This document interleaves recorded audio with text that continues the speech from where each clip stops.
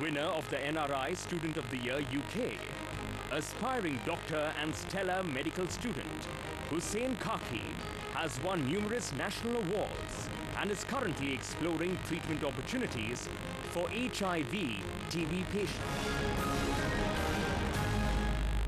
I'm really passionate about using science to solve some of the world's biggest health challenges, particularly in infectious diseases. So, of course, part of my studies involve understanding some of the clinical basis of general medicine, but my particular interest has been in tuberculosis and malnutrition.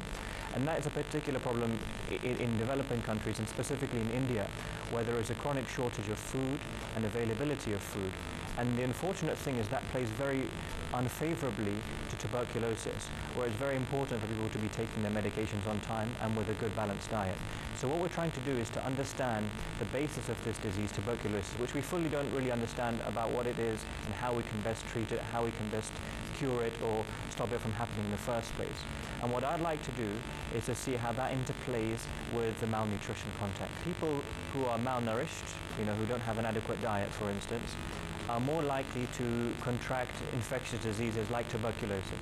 And because of that, their immune system is compromised and they're more likely to also get HIV and AIDS. And it becomes a very vicious cycle, especially because of the kinds of people who get these diseases are prone to maintaining that sort of lifestyle.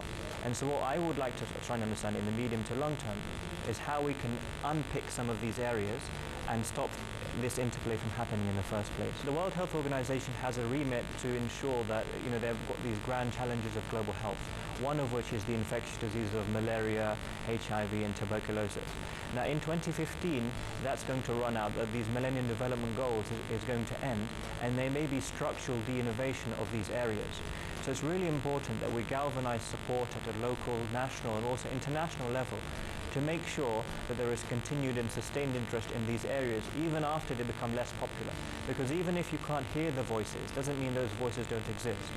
And so what I'd really like to see in these developing countries, and I'd like, if possible, to be part of, is to ensure that in the long term we have a cadre of highly skilled international scientists who are going to solve these diseases.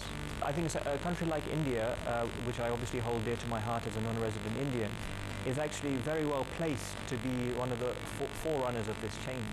In the last 10 years we've seen medical innovation in India that hasn't been seen elsewhere around the world. Jaipur Fort, Aravind Eye Care, and also Dr. Devi Shetty in South India, who's working on some of these projects. And we have substantial quality that is coming out from all of these sectors across India, and it'll be really great to see how they can help their fellow compatriots towards achieving this objective. There have been some impacts that I could describe them as immediate, early and late. So the immediate impact that we've seen are the kind of emergency situations that we've tried to alleviate. So in East Africa we did a project on providing access to pain relief. Even though there's no diagnostic cures or things like diagnosis or cures that we can give to people who are on cancer treatments, we can provide them with immediate pain relief. And so that we've seen some relative success there. And early other good science that we've seen is some of the malnutrition and education projects that we've done. The Imperial College Health Science Centre is actively involved, and I'm part of that, to help to ensure that, for instance, a child who is starting school in the morning who doesn't have adequate nutrition to start their day, their educational outcomes in the long term are going to be fairly poor. So what we've seen, the benefit of that work, is that we've been able to provide a specific nutritious content and say, they need this many bananas or this many almonds or whatever. And we've been able to advise different schools and local governments to ensure that every child has the best start in life. The biggest challenge now is not necessarily raising awareness of this agenda, but more trying to build all of these disparate groups who have altruistic intentions, it should be said. They do have altruistic intentions, but we don't always have the right ethos with which to approach international development programs. Well, I'm deeply grateful and humble to have won this award, and grateful to my parents for instilling that responsibility in me.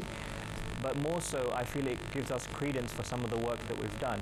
And if anything, if there's any students who may be watching this or hearing this conversation, I hope that they take motivation from the fact that if you have a small idea, however small you may think, however insignificant, if you run with it, if you dedicate your effort and enthusiasm towards that objective, then there are doors that open for you in places that you will never fully appreciate.